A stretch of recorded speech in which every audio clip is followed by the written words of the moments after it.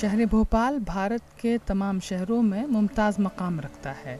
جہاں اس میں قدرت کا حسن شامل ہے، وہیں اسے مساجد اور مندروں کا شہر بھی کہا جاتا ہے۔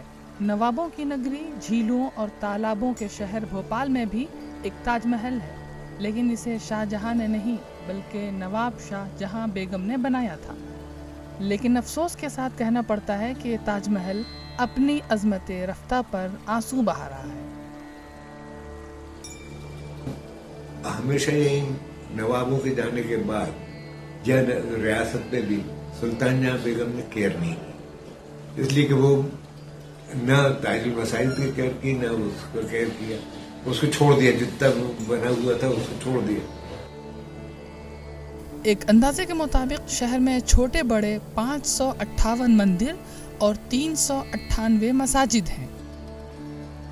1 نومبر 1956 میں ریاست مدھیہ پردیش کی تشکیل ہوئی اور بھوپال کو مدھیہ پردیش کا دارالحکومت بنایا گیا۔ کہا جاتا ہے کہ سب سے زیادہ خاتون نوابوں نے یہاں پر حکمرانی کی ہے، جن میں شاہ جہاں بیگم کا نام سر فہرست ہے۔ کے لیے بھوپال سے قمر غوث کی رپورٹ۔